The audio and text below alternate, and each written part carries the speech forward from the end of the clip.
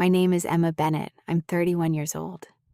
9 weeks ago, I gave my own father my left kidney and saved his life.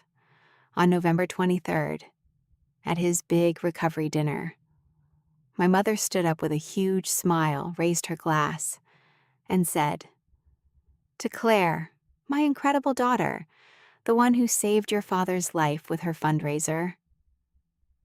22 relatives exploded into cheers and applause. Not a single person looked at me. I sat there with a fresh 6-inch scar burning on my side. 9 weeks of unpaid medical bills, an empty bank account, and a body that would never be the same. While my own mother erased the kidney I donated like it never happened. Then my father suddenly grabbed my wrist under the table, eyes filled with shame, and slid a napkin toward me. What I read on that napkin changed everything. And when my mother and sister finally found out the truth weeks later, our entire family didn't just break. It exploded. If you're watching this right now, please hit subscribe and let me know in the comments where you're watching from. I read every single one. But first, let me take you back 31 years to the beginning of being invisible in my own family. I work at Bright Futures Education Fund. It's a small nonprofit in Charlotte that helps first-generation college students navigate aid.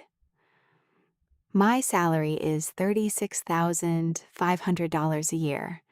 I live in a studio apartment 20 minutes from my parents' house. My mother invites me over maybe 5 times a year. My sister Claire is 36. She's the VP of operations at Bennett Medical Supply Company. The business my father founded in 1998. She makes $185,000 a year. She has a husband, 2 kids, a house in the suburbs, and my mother's undivided attention. When Claire joined the company in 2015, my mother said, "Finally, someone who understands what legacy means." Me? I had just finished my master's degree in healthcare administration. No one asked if I wanted to interview. I stopped going to family events in 2023. The annual Christmas dinners, where I sat at the kids' table, even though I was 30. The birthday parties where my mother forgot to get me a card. The company milestones where I wasn't invited because it's really just for employees and board members. But on July 20th, 2025, someone still had my number. My father collapsed at the company's 27th anniversary gala. 200 people, black tie, speeches about growth and innovation and family values. I wasn't invited.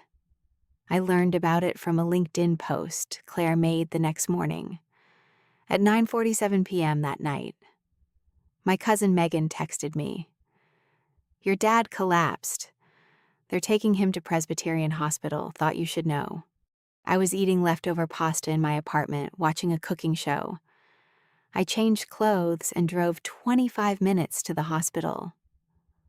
I arrived at 10:31 p.m. My mother and Claire were in the ER waiting room, heads close together, whispering. When my mother looked up and saw me, her face didn't show relief. It showed annoyance. I walked over. "How is he?" "They're running tests," my mother said. Her tone was flat. "It's his kidneys. We're waiting for the nephrologist." Claire barely looked up from her phone. I sat 3 chairs away from them. No one spoke to me. 45 minutes later, a doctor came out and spoke directly to my mother. I strained to hear. "Stage 4 kidney failure. He needs a transplant within 6 to 8 weeks. Or he'll be on dialysis for the rest of his life. We'll need to test family members for compatibility. A living donor is ideal if we can find a match." My mother glanced at Claire. We'll do whatever it takes. I wasn't included in we. At 11:58 p.m., the doctor let us see him briefly. My mother and Claire went in together. I waited. When they came out 10 minutes later, my mother said, "You can go in if you want, but don't tire him out. He needs rest." I walked toward his room. I could hear my father's voice, weak. "Is Emma here?" My mother didn't answer him. I pushed open the door. My father was hooked to monitors, IV lines, and oxygen.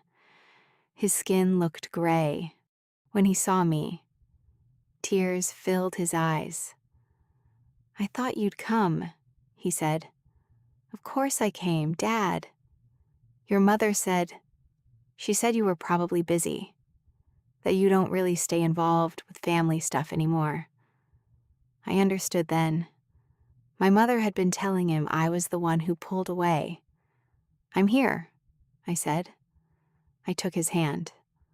"I'm not going anywhere." He squeezed my fingers. "They said I need a new kidney. I don't want to ask you kids to.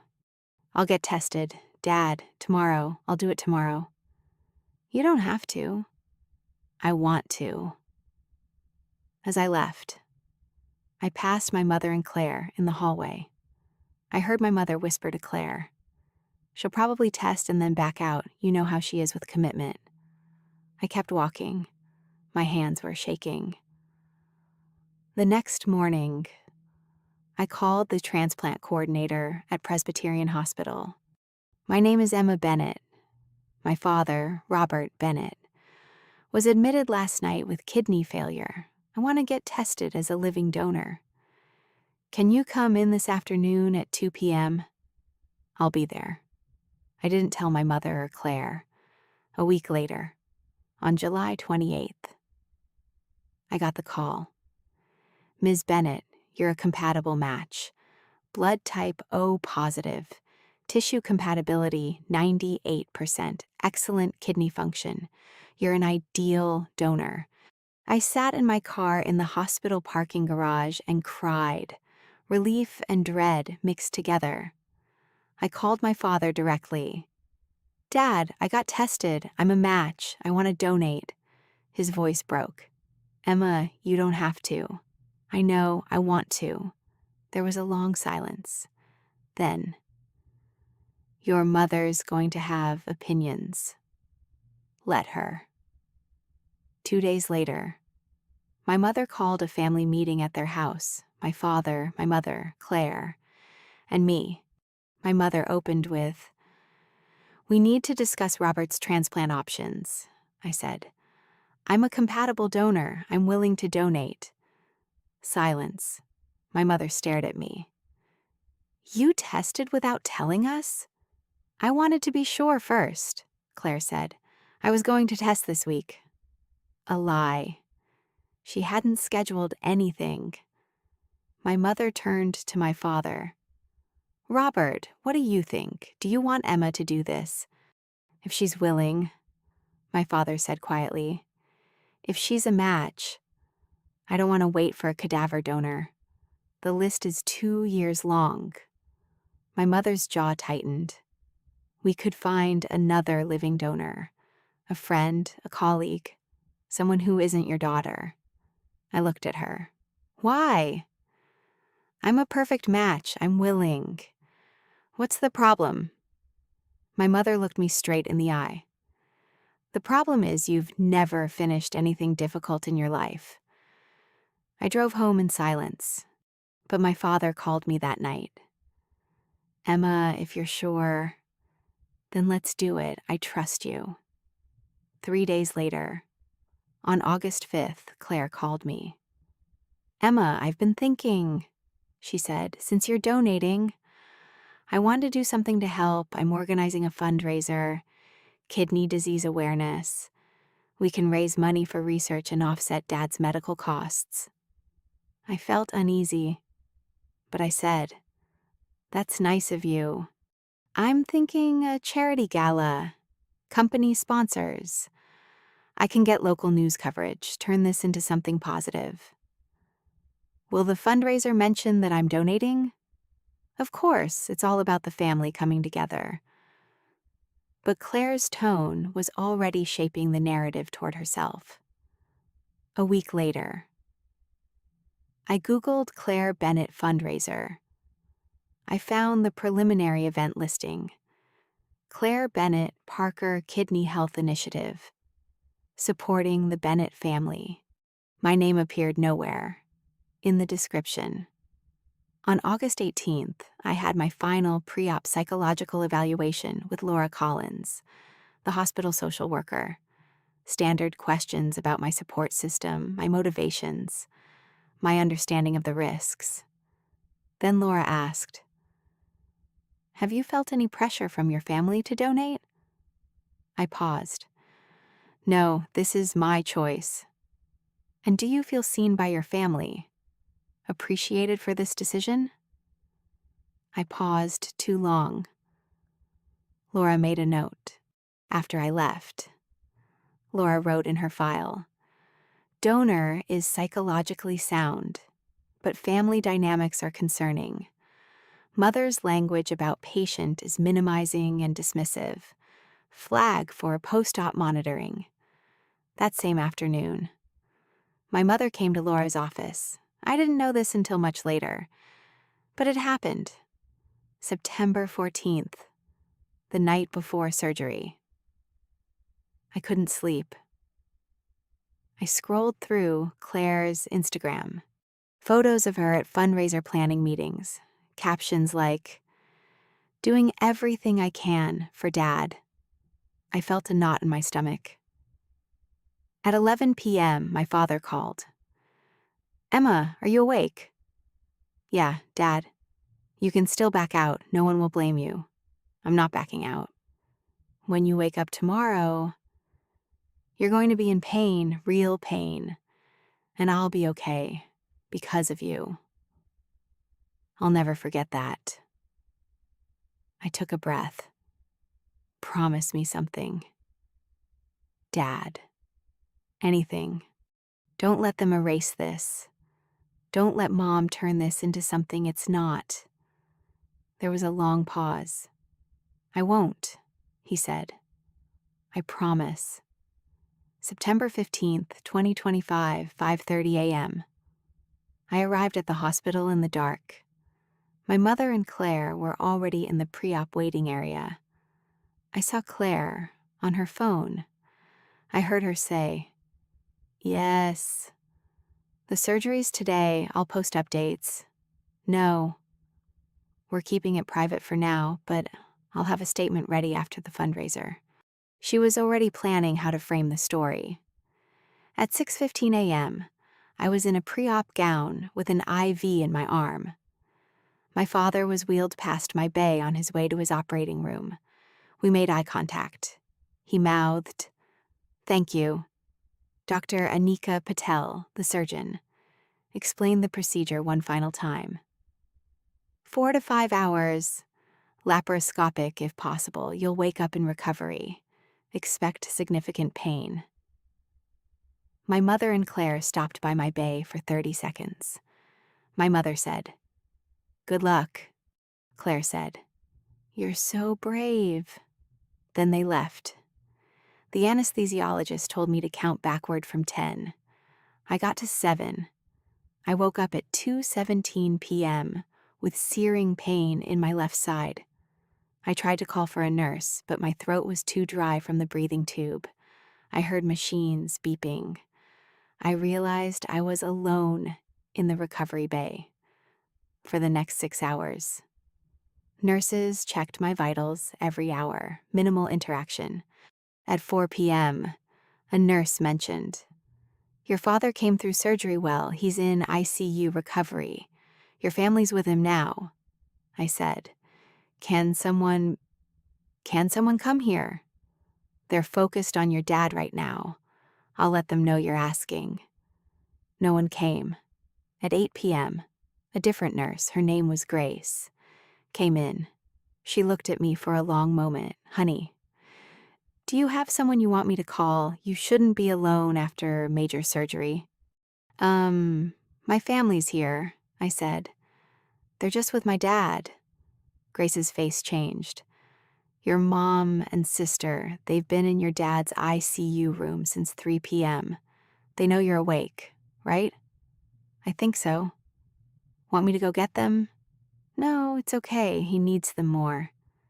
Grace looked at me. That's not how this works. Sweetie.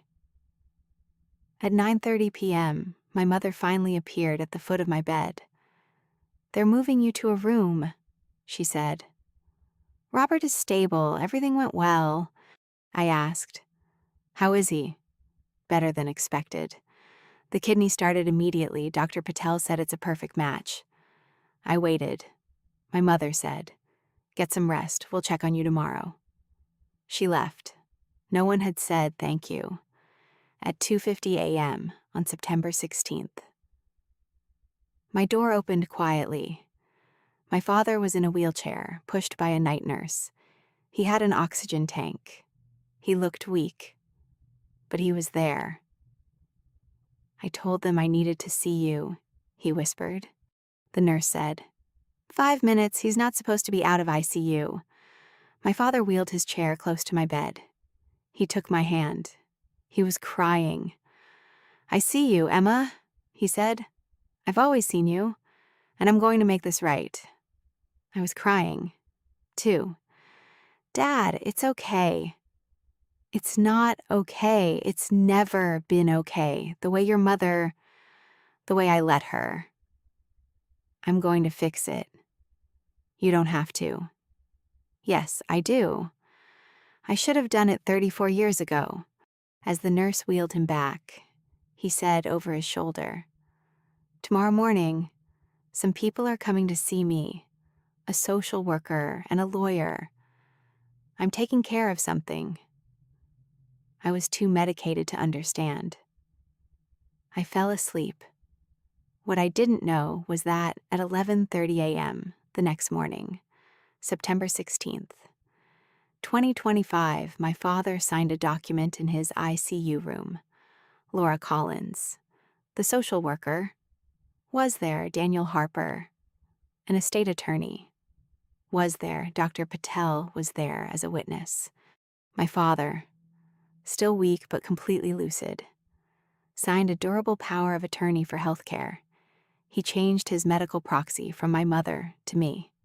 It was witnessed, notarized, and time-stamped. I didn't know. 2 days later, on September 18th, he signed another document, a life insurance beneficiary change form, Northwestern Mutual Policy Number N, M-8834201, $2.3 million. The beneficiary had been my mother for 18 years. Hugh changed it to me on September 20th. He signed a third document, a restricted stock transfer agreement, Bennett Medical Supply Company. My father owned 68% of the company he'd founded. He transferred 51% of the voting shares to me on September 25th. That transfer was filed with the North Carolina Secretary of State. I knew none of this. I was home, alone, trying to recover. The first 2 weeks were bed rest. I couldn't lift more than 5 pounds. I couldn't drive. I couldn't reach the plates on the top shelf of my kitchen. I couldn't carry my laundry down the stairs. I slept 16 hours a day. No one offered to help. My mother called once. How are you? Managing. Good. Robert's kidney function is 95% perfect. She hung up. On day 10, Claire texted, How's recovery? Fundraiser planning is going great. So excited. Week 2. My boss, Hannah, called. Emma, we need to talk about your leave. We don't have paid medical leave for this long. You're at 2 weeks unpaid. How much longer? The surgeon said 6 to 9 weeks total. We can hold your position through 8 weeks. After that? I realized I could lose my job, week 3. I tried to work from home. I could manage 2 to 3 hours before exhaustion hit like a wall. Week 4, I developed a fever, 101.2 degrees. I went to the ER, another $1,200 after insurance. I started calculating my costs. 9 weeks of unpaid leave, $6,300 in lost wages. My insurance deductible, $2,500. Non-covered pre-op tests, $890. The ER visit for the infection, $1,200. Prescriptions, $340. Total out of pocket, $11,230. My savings account had $3,100 before all this. I was now in overdraft. -$200. I applied for a medical hardship payment plan. $200 a month for 12 months. I had no idea how I'd pay it. Meanwhile, Claire's fundraiser was everywhere. Local news, local executive leads, kidney health fundraiser, company LinkedIn posts, Instagram stories. The event was scheduled for October 15th at Cedarwood Country Club. I wasn't invited. One article mentioned supporting the Bennett family's medical journey. My name was not mentioned once. Week 4. I had a follow-up with Dr. Patel. She looked at me carefully. "You're healing well physically," she said, "but you seem... Are you getting support at home?" "I'm fine." The social worker noted some concerns before surgery about your family dynamic. "If you need resources..." I said I'm fine after I left. Dr. Patel sent an email to Laura Collins. "Follow up on Emma Bennett post-op. I'm concerned." In week 6, I finally opened a letter my father had sent me. It contained a check for $2,000. The note said, "For your medical expenses. I know it's not enough. I'm sorry I can't do more right now without raising questions. Dad." I stared at the phrase "without raising questions." What did that mean? I deposited the check. It covered 18% of my debt. Week 7. Week 8. I'd been avoiding social media during recovery, but in early November, a coworker sent me a link. It was Claire's Instagram. The fundraiser had happened on October 15th. 150 guests. A silent auction, speeches. Claire's post showed her holding an oversized check. My mother in an evening gown beside her. My father in a wheelchair, smiling weakly. Claire's husband Ethan in a tuxedo. The caption read, "Overwhelmed with gratitude. Together." We raised $83,200 for kidney disease research. My father's journey inspired this, and I'm honored to lead this initiative. Family is everything. There were 2,156 likes. The top comment said, "You're amazing, Claire. What an incredible daughter." I scrolled through the photos. 23 pictures from the event. I appeared in one far in the background, blurry. You could only tell it was me because I recognized the blue cardigan I'd worn. I read the fundraiser fine print. All proceeds benefit the National Kidney Foundation. Tax-deductible donations. Sponsored by Bennett Medical Supply Company Matching Program. I called the National Kidney Foundation. "I'm inquiring about a donation from the Claire Bennett Parker Initiative." "Yes, we received $83,200 in October. Wonderful contribution." "Who gets the tax credit for that?" "Individual donors receive deductions. Corporate matching is credited to Bennett Medical Supply Company." My father's company had gotten a $41,600 tax write-off.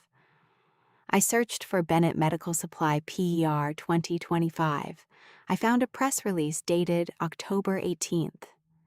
BMSC demonstrates corporate social responsibility with $41.6 thousand matching donation to kidney health.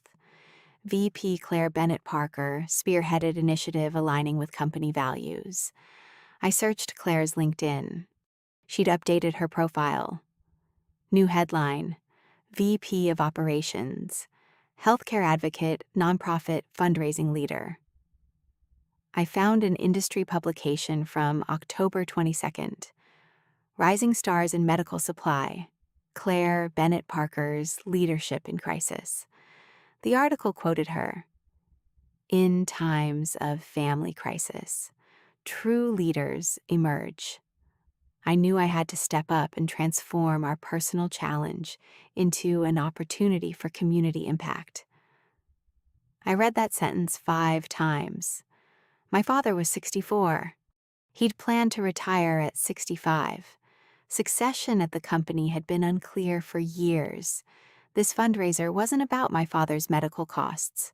It was Claire's CEO audition on November 15th, 2025, 9 weeks after my surgery.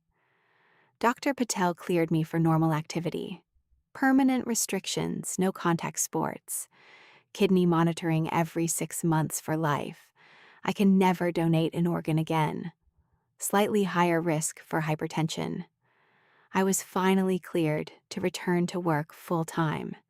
That same day, I received a text from my mother. Family dinner Sunday, November 23rd, post-Thanksgiving, to celebrate Robert's recovery. 6 p.m., Ashford Hall, private room, 22 guests. Cocktail attire. Be there. No please, no thank you for donating. Just be there. I stared at the message for 10 minutes. Then I typed, "I'll be there." I didn't know that dinner would change everything. On November 20th, I went shopping for a dress. I'd lost weight during recovery, nothing fit. I bought a navy dress for $89. It stretched my budget. The dress showed my scar when I moved. 2 inches of pink raised tissue above the neckline. I considered returning it. Then I decided, let them see what this cost. On November 22nd, the night before the dinner, I couldn't sleep. At 10:17 p.m., I called my father. "Dad, I need to know. Is Mom going to mention the donation at dinner?" Long silence. "Emma, I can't control what your mother says, but I can control what happens after. Please trust me. Come tomorrow." "Will you say something about the donation?" "Come tomorrow, that's all I can say." His voice was shaking. After we hung up, I sat in the dark and looked at my navy dress hanging on the closet door. 22 people, a celebration, a toast. Maybe this time would be different. Maybe this time they'd see me. November 23rd, 2025, 6:08 p.m. I arrived at Ashford Hall. The private dining room was called the Sterling Room. Long table set for 24. 2 people didn't show. There were name cards at each place setting. I found mine. Position 18 out of 22. I was seated between my cousin Nathan, whom I'd met maybe once, and my cousin Megan. At the head of the table, my father. To his right, my mother. Then Claire. Then Claire's husband, Ethan. To his left, my father's sister, Patricia, then his brother, Michael. I was at the far end, nearly out of sight. Megan whispered, "Why are you sitting down here?" "I don't know. Mom did the seating chart." Of course she did. From 6:15 to 6:45, there was a cocktail hour. Appetizers were passed. I stood near the table holding a glass of water. I was still on pain medication. I couldn't drink alcohol. Claire was near my father's chair, showing people photos of the fundraiser on her phone. My mother was hugging relatives, working the room. No one approached me except Megan, who whispered, "We need to talk after this." And Rebecca Hayes, my father's assistant of 28 years, who made eye contact with me from across the room and mouthed, "I'm sorry." And Claire's 8-year-old daughter, Lily, who walked up to me and said, "Aunt Emma, why do you have that scar?" "I had surgery, sweetie." "Did it hurt?" "Yes." "Mommy says you should cover scars at fancy dinners." I forced a smile. Sometimes scars are important to show. Claire overheard. Her face flashed something. Guilt, maybe, for half a second. Then it smoothed over. She pulled Lily away. "Come here, honey, let's get you some shrimp." At 6:42 p.m., my mother tapped a spoon against her glass. "Everyone, please take your seats. We're about to begin." I walked to position 18. When I bent to sit, I felt a sharp pain in my left side. Still healing. I winced. Megan noticed. "You okay?" "Fine." The table filled.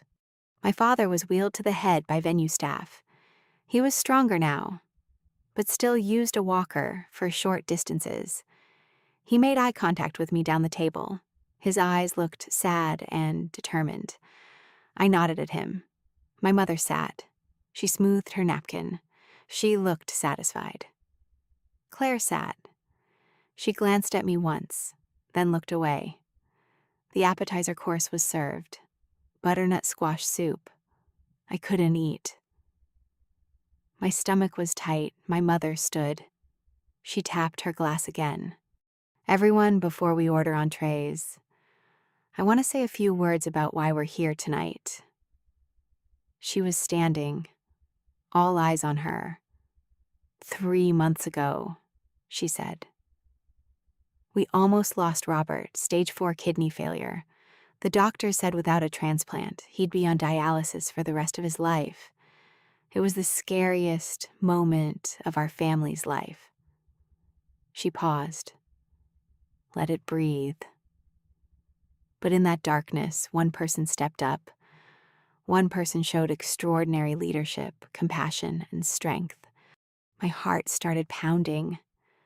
I knew where this was going.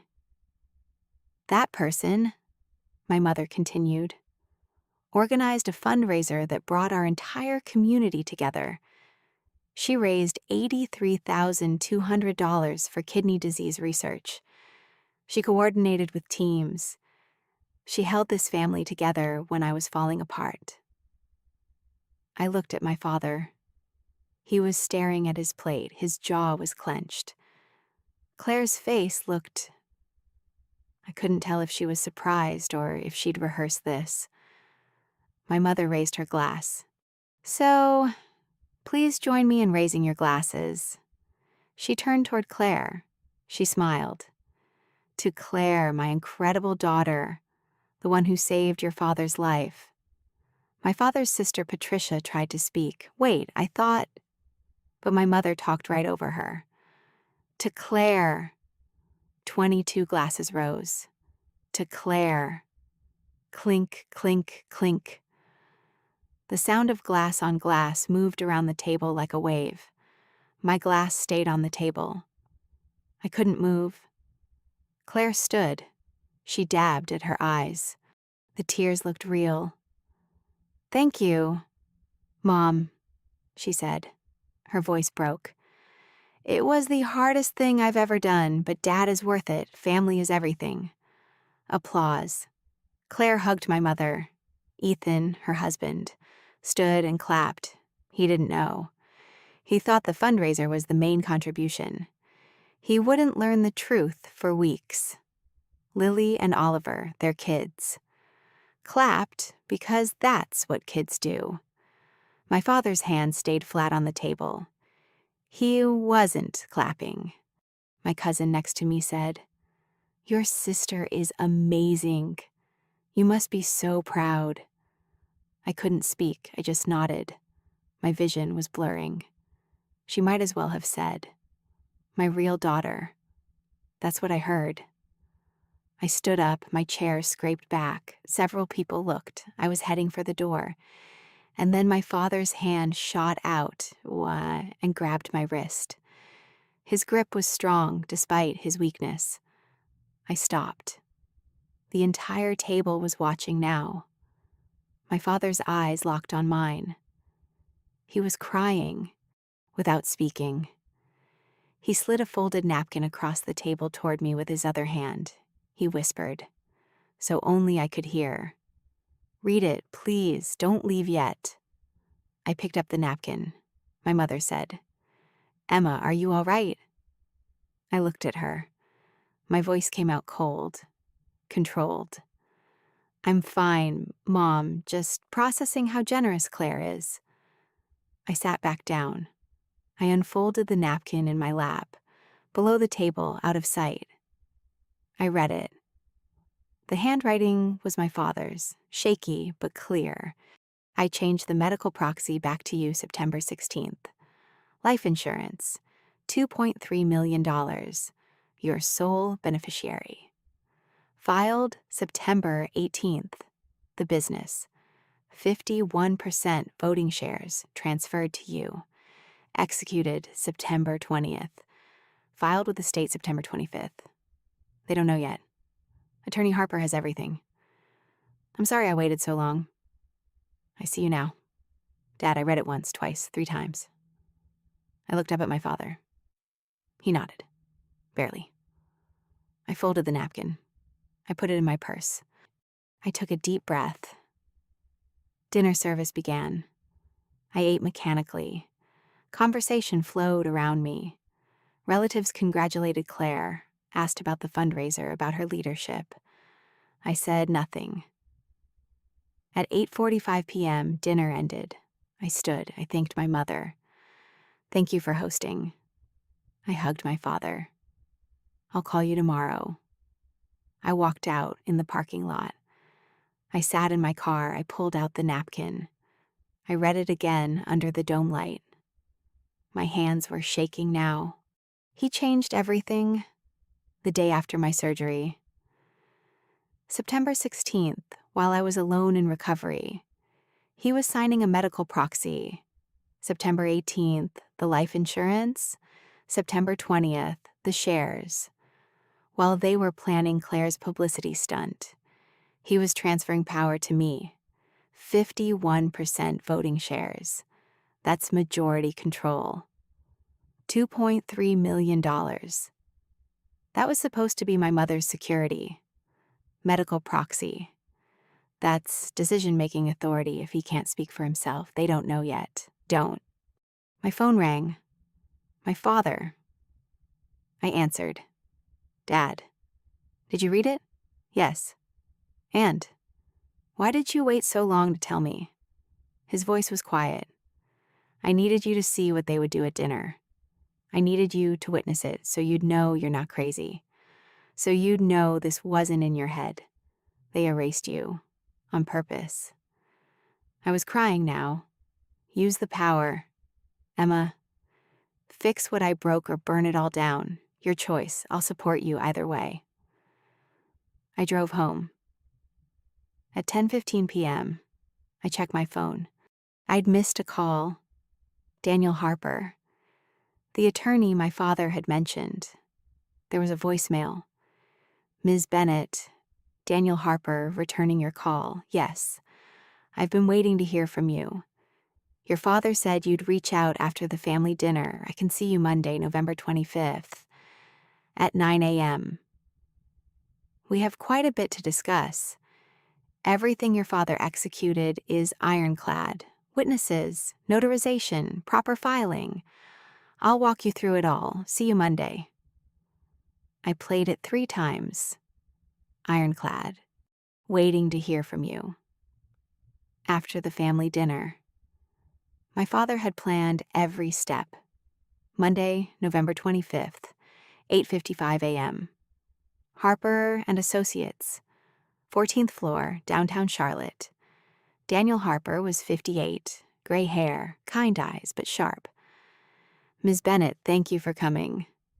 Your father speaks very highly of you, I said. He's never said that to me directly. Harper smiled slightly. He said that too, that he owes you 34 years of words he didn't say. He's trying to make up for it now. He gestured to a chair. Before we begin, I need to confirm. You donated your kidney to your father on September 15th. Yes. And at the family dinner Saturday, your mother toasted your sister for saving his life. Yes. Harper nodded. Your father told me that would happen, he said. She needs to see it herself, otherwise she won't believe how bad it is. He was right, wasn't he? I couldn't speak, I just nodded. Harper opened the first folder. Let's start with what your father did, when he did it, and why it's legally unassailable. He slid a document across the table. Durable Power of Attorney for Healthcare, signed September 16th, 2025 at 11:30 a.m., one day after your surgery.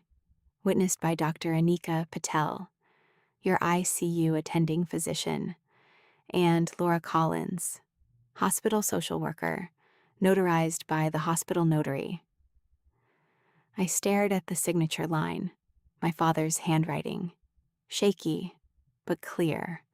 Dr. Patel's signature, Laura Collins's signature with a hospital stamp, a notary seal. Harper continued. This replaces the previous power of attorney, which named your mother. You now have full authority to make medical decisions for your father if he's incapacitated. Why did he change this? He's healthy now. Harper looked at me. He said, and I quote, If I have another health crisis, I don't trust Claire to choose what's best for me. She'll choose what's best for her image. Emma will choose what I would want. He opened the second folder. Northwestern Mutual Policy Number NM-88342001, $2.3 million death benefit. Original beneficiary, Victoria Bennett, 100%. Beneficiary change form, signed September 18th, 2025. New beneficiary, Emma Bennett, 100%. He slid the form across the table. This only requires the policyholder's signature. Your father didn't need your mother's permission. The change is already processed with Northwestern Mutual, effective immediately. I stared at the form. So, if he dies, you receive $2.3 million. Your mother receives $0. That policy has been in place for 18 years. Your father paid $6,200 annually. Your mother thought she was the beneficiary the entire time. This will destroy her. Harper's voice was even. That's not my concern. My concern is executing your father's wishes. He was very clear. Emma saved my life. Emma gets the policy. He opened the third folder. Bennett Medical Supply Company. Restricted Stock Transfer Agreement. Your father owned 68% of the company he founded. He executed a transfer of 51% voting shares to you. Robert retained 17% non-voting. Dated September 20th, 2025. Filed with the North Carolina Secretary of State on September 25th, 2025. He showed me the filing. Official state seal, filing number NC-2025-88291. My name in legal print as majority shareholder. Your mother owns 25% non-voting shares. Your sister owns 7% non-voting. You now have majority voting control. You can appoint board members, remove officers, make operational decisions, approve budgets, fire executives, including your mother and sister. I felt dizzy. Now, Harper said, you might wonder why your sister didn't discover this sooner. The filing is public record. Yes, but your father, as chairman, controls when the board is formally notified of major shareholder changes. He timed it perfectly. They'll find out right before the quarterly board meeting in December. He gave them just enough rope. I looked at Harper. They don't know? Your mother and sister have no idea. Unless they check the Secretary of State database, they won't know until you tell them. Or until you use the power. Harper handed me a sealed envelope. Your father asked me to give you this after you saw the documents. I opened it. 2 pages, handwritten. Emma, I've been a coward for 34 years. Your mother trained me. That's what I tell myself. But the truth is, I let her.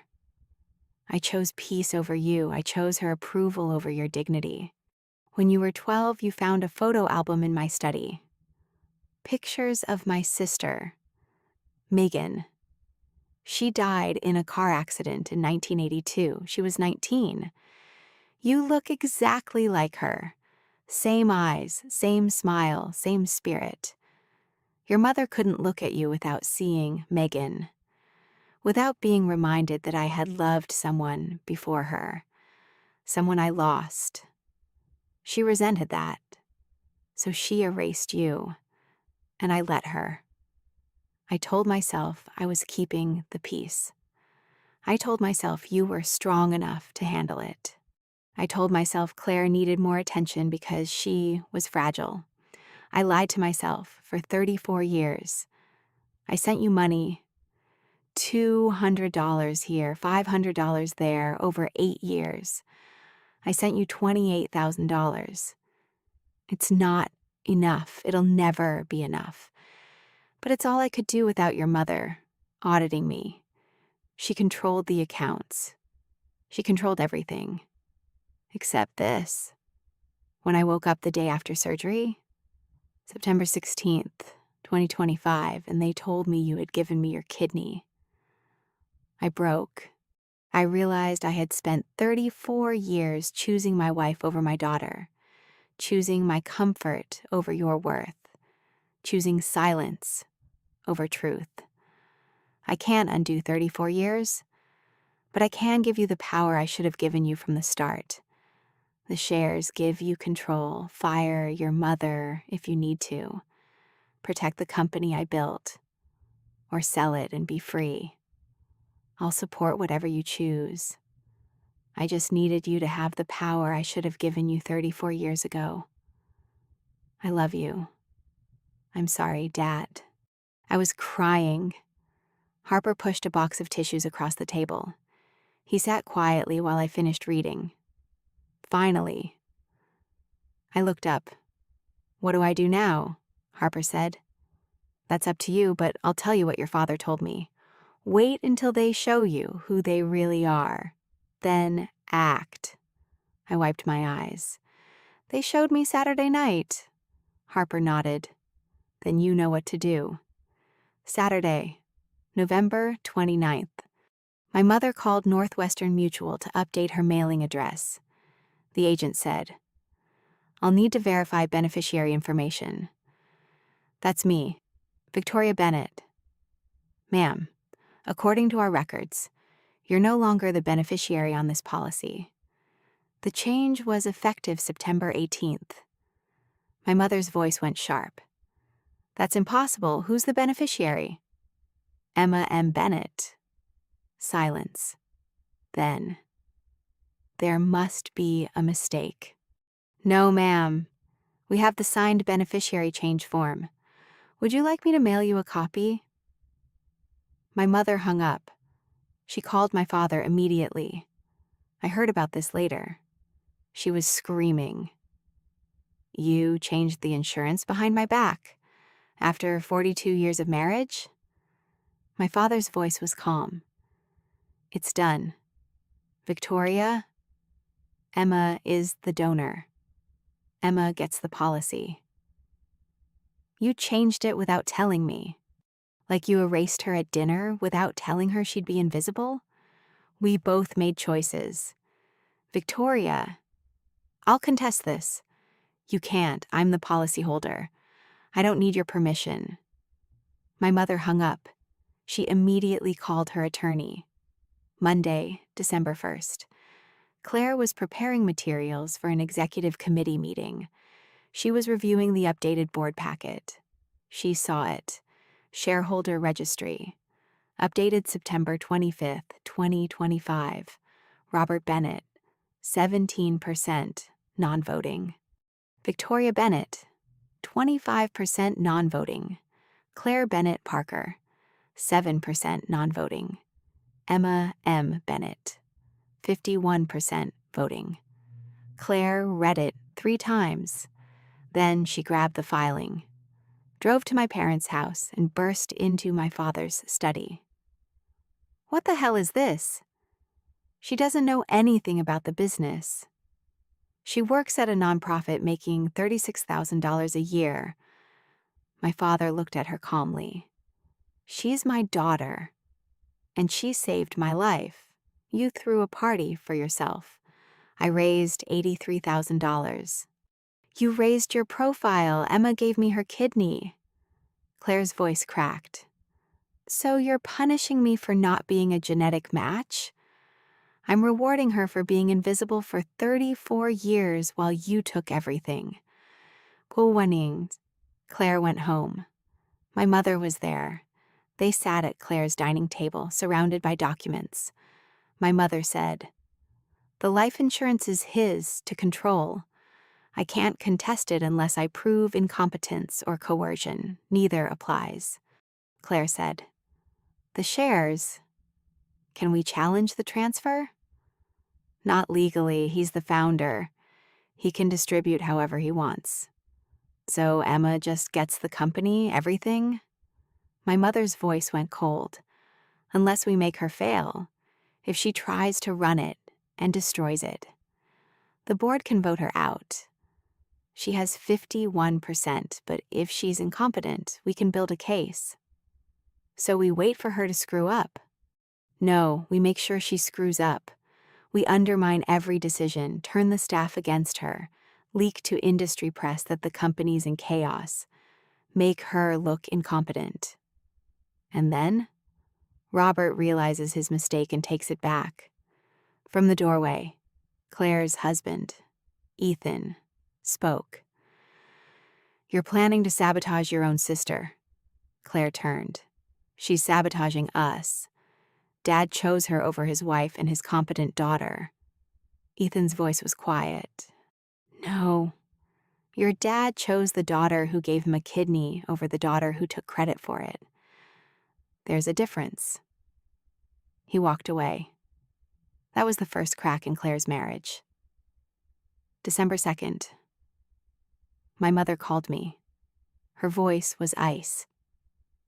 "We need to talk about your father's decisions." "What about them?" "You manipulated a sick man into signing over his assets while he was medicated and vulnerable." "I didn't manipulate anyone. I didn't even know until after dinner." "Convenient story. You donate a kidney, play the martyr, and cash in. Very calculated." I'm hanging up now. "You think you can run Bennett Medical? You'll destroy it in 6 months, and when you do, we'll take it back." I looked at my phone. "Is that a threat, Mom?" "It's a fact. You're out of your depth. You always have been." "We'll see." I hung up. I texted Daniel Harper. They know, both of them. What do I do next? He responded immediately. "Schedule board meeting. Exercise your authority. Or they'll assume you won't." But I needed one more thing first. On December 5th, I called Presbyterian Hospital Medical Records Department. "I'm requesting a complete copy of my medical records from my living donor surgery, September 15th through discharge, September 22nd. We can have those ready for pickup in 3 business days. $25 processing fee. I'll pick them up Sunday, December 8th. I went to the hospital. They handed me a thick manila envelope. I got home, I opened it on my kitchen table. Surgical notes, discharge summary, medication lists, post-op care instructions, and stapled in the middle, Ethics Committee Review, August 20th, 2025. I started reading. My heart was pounding. There was an incident report dated August 18th, 2025, 2:15 p.m. Victoria Bennett, patient's wife, presented to my office requesting consultation. Mrs. Bennett stated, "Is there any way to delay this donation or find another donor? Emma isn't stable enough for this." When asked to clarify, Mrs. Bennett stated, "Emma has emotional issues. I'm worried she's doing this for attention. She doesn't have the maturity for this kind of decision." I explained the donor had passed all psychological evaluations. Mrs. Bennett insisted I look closer at the donor's mental state. Per protocol, I documented this conversation and reported it to the Transplant Ethics Committee. Laura Collins, LCSW. I kept reading Ethics Committee meeting notes. August 20th, 2025. Committee interviewed donor Emma Bennett separately. Donor is fully informed, psychologically stable, and donating voluntarily. Mother's concerns appear to stem from controlling family dynamics rather than legitimate medical issues. Proceeding with donation as scheduled. Mother's attempt to interfere is noted in file. I sat there for a long time. My mother had tried to stop the donation. She went to the hospital social worker 3 days after I tested compatible. She tried to label me emotionally unstable. She wanted them to find a different donor. She tried to stop me from saving my father's life.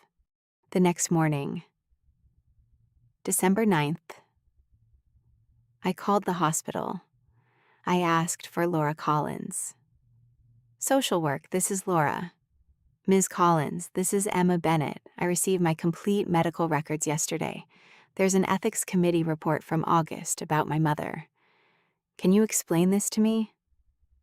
There was a pause. "Yes," Laura said carefully. "I can discuss your own medical documentation with you. Those are your records. My mother came to your office on August 18th. Yes, she tried to stop your donation. She said you weren't emotionally stable. I documented it and reported it to the ethics committee per hospital protocol." "Why?" Laura's voice was gentle. "Emma, I want you to know the committee saw right through it. We interviewed you separately. You were completely sound. Your mother's attempt to interfere was unusual. In 15 years doing this work, I've seen families pressure donors to donate. I've never seen a mother try to stop a daughter from saving her father's life." I closed my eyes. Can these records be used in other contexts, like corporate governance? They're your medical records. You can use them however you need to. They're time-stamped, signed, official hospital documentation. Thank you, Laura. You documented this when it mattered. Good luck with whatever you're planning. Emma. I hung up. I had everything I needed. December 16th, 2025, 2 p.m. Bennett Medical Supply Company. 4th floor conference room. Quarterly board meeting, 7 board members. My mother as CFO, Claire as VP of Operations. My father as Chairman Emeritus. Me as majority shareholder. First time I'd ever attended. Also present, Mark Reynolds, company attorney, Sarah Mitchell, HR director, 3 department heads. I arrived in a navy blazer and white shirt. The hospital bracelet from September was still on my wrist. I'd kept it. I wore it on purpose. My scar was visible above my collar. I carried a folder. I walked to the head of the table. My mother was already sitting in the chair I was heading for. I didn't say anything. I just stood there. She moved. I sat down. My mother said, "Emma, you're not usually at these meetings." I looked at her. My voice was calm. "I'm the majority shareholder now. I thought I should start attending." Silence around the table. Board members glanced at each other. Claire started to speak. "That's not..." I slid the corporate filing across the table. "Filed September 25th with the North Carolina Secretary of State. You can verify it yourself. I hold 51% voting shares." Alan Carter, one of the board members, looked at my father. "Is this true?" "Robert?" My father nodded. "Yes, I transferred shares to Emma in late September. It's legal and final." I opened my folder. "Before we proceed with the agenda, I need to correct something in the October board minutes." I looked at my mother. "Mom, you told this board that I convinced Claire to match donors when discussing Dad's recovery." My mother's face was stone. "I said you were supportive." "No. You said Claire organized a fundraiser that brought the family together through a difficult medical journey. You implied Claire was central to Dad's recovery." I pulled out documents. "Let me correct the record." I slid papers across the table to Mark Reynolds, the company attorney. "I donated my left kidney to my father on September 15th, 2025. Here's the hospital discharge summary. Here's my donor compatibility report. 98% match. Tested July 28th. Here's the surgical record showing living donor nephrectomy." I pulled my collar down slightly. The scar was fully visible now. "I lost 9 weeks of work. I have permanent medical monitoring for life. I have $11,000 in out-of-pocket costs. I have the scar." Board members stared. My mother's face was white. Claire was looking at the table. My father's eyes were closed. "At the family recovery dinner on November 23rd, I continued, my mother toasted Claire for saving Dad's life. 22 people raised their glasses to my sister. No one mentioned my name. I sat at position 18, wearing the scar, invisible.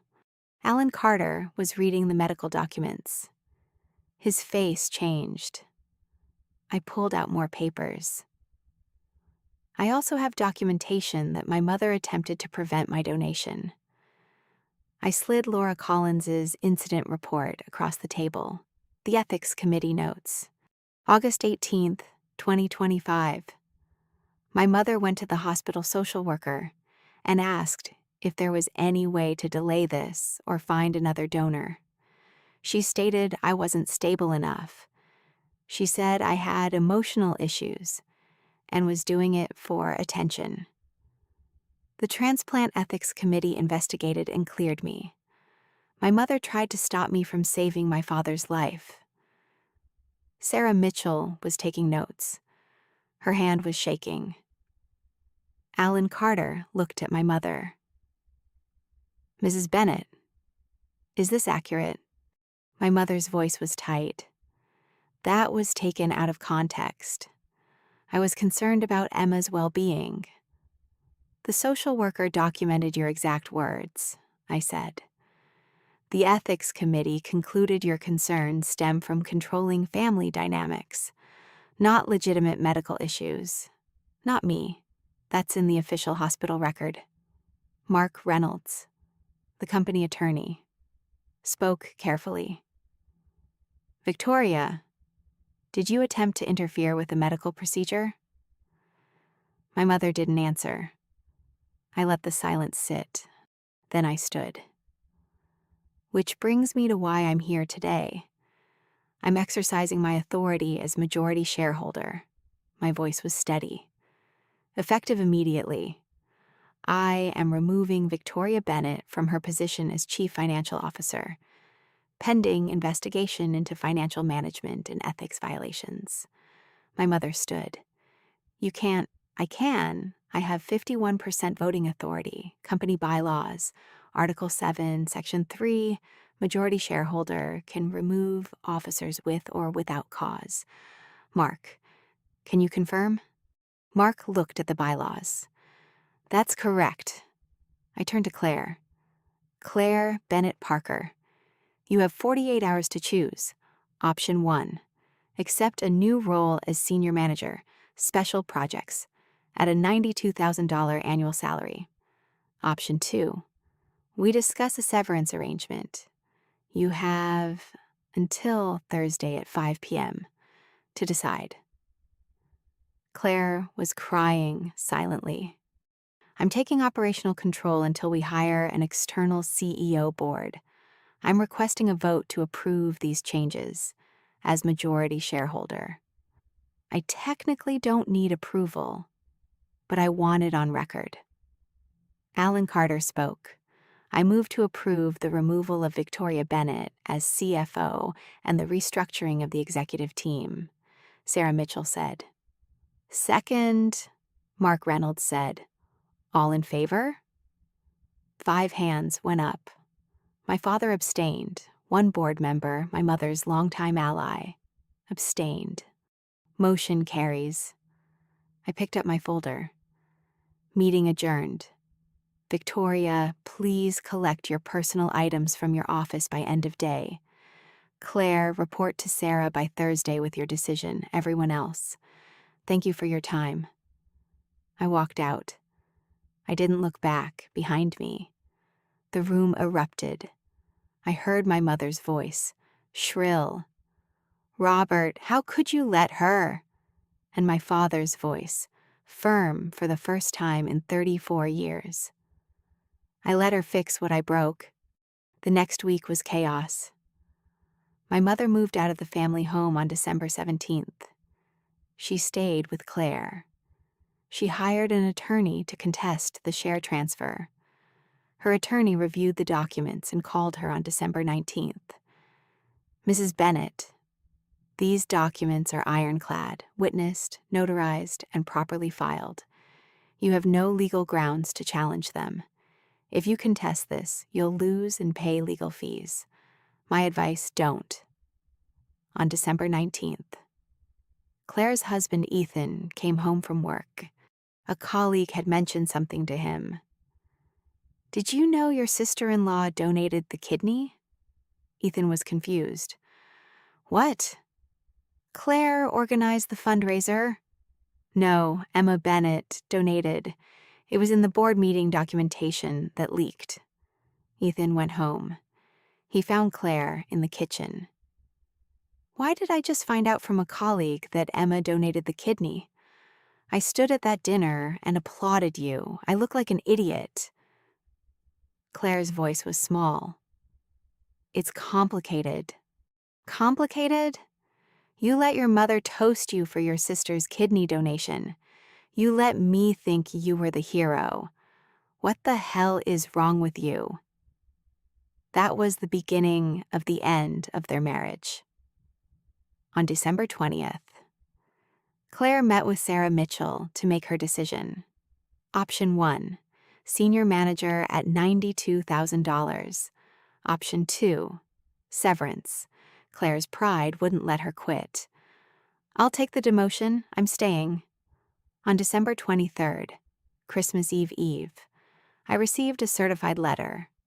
My mother was filing for divorce from my father. I called him. Dad, I'm sorry. His voice was calm. Don't be. This should have happened 20 years ago. I'm finally free. December 30th, 11:14 p.m. There was a knock on my apartment door. I opened it. Claire was there, drunk, mascara running, coat over pajamas. "What are you doing here?" She pushed past me. "I need to talk to you." She collapsed on my couch. She was crying. "She made me this way. Emma, Mom." She told me since I was 6 that I was the special one, that I had to be perfect, that you were Dad's mistake. I stood there. I didn't sit. "Do you know what it's like?" Claire's voice was breaking. "Being the good daughter. Every A, every achievement, every promotion, it was never enough. She always needed more. And you were free. You got to leave. You got to be yourself." "I wasn't free," I said. "I was erased. I know that now, but I didn't see it then." She looked up at me. Her face was wrecked. "I didn't know she tried to stop your donation, I swear. When Ethan showed me the board meeting documentation, when I read what she did, I threw up, Emma, I threw up. My own mother tried to stop you from saving Dad's life." I sat down, not next to her, across from her. "The fundraiser," Claire said. "She told me to do it, September 17th, 2 days after your surgery. She said, 'Claire, we need to control the narrative. If Emma gets credit for this, she'll use it against us.' I said, 'Against us? She saved Dad.' She said, 'She'll hold it over our heads forever. We need a counter-narrative.' So you threw a party." "I threw a party, I took credit, I let you disappear, and when Ethan found out, he looked at me like I was a monster." She wiped her face. "My therapist? I started seeing one after the board meeting. She said I've been emotionally abused by Mom my entire life, that being the golden child is its own kind of prison. But Emma, that doesn't excuse what I did. It explains it, it doesn't excuse it." "No," I said, "it doesn't. I'm sorry, I know it doesn't fix anything. But I'm sorry." I looked at her. My sister, for the first time in years. I actually looked at her. She was broken, too, just differently. "You're still demoted, Claire, and I can't be your sister right now. Maybe not ever, but I hear you. And I believe you're sorry. That'll have to be enough." She nodded. She stood to go. At the door, she turned. "Can I ask you something?" "What?" "Why did you do it? Donate the kidney? After everything we did to you?" I thought about it. Because he's my dad. And I loved him. Even when he didn't protect me, even when he let her erase me, I loved him. That doesn't go away just because people hurt you." Claire's voice was barely a whisper. "You're better than me." "No, I just made different choices." She left. I closed the door. I leaned against it, and for the first time since all of this started, I let myself cry. Not from pain, from relief, from grief, from exhaustion. My cat Pepper came and rubbed against my legs. I picked her up. I sat on the floor, and I cried. On January 15th, 2026, I hired Angela Morris as the external CEO of Bennett Medical Supply Company. She was 52, former VP at Cardinal Health. 25 years in medical supply. Clean reputation. No ties to my family. The board approved unanimously. I transitioned to board chair. I kept my 51% shares. I took a salary of $95,000. I also kept my part-time job at Bright Futures Education Fund. 20 hours a week. I loved the work. I wasn't going to give that up. I used the company's salary to pay off my medical debt. All $11,000.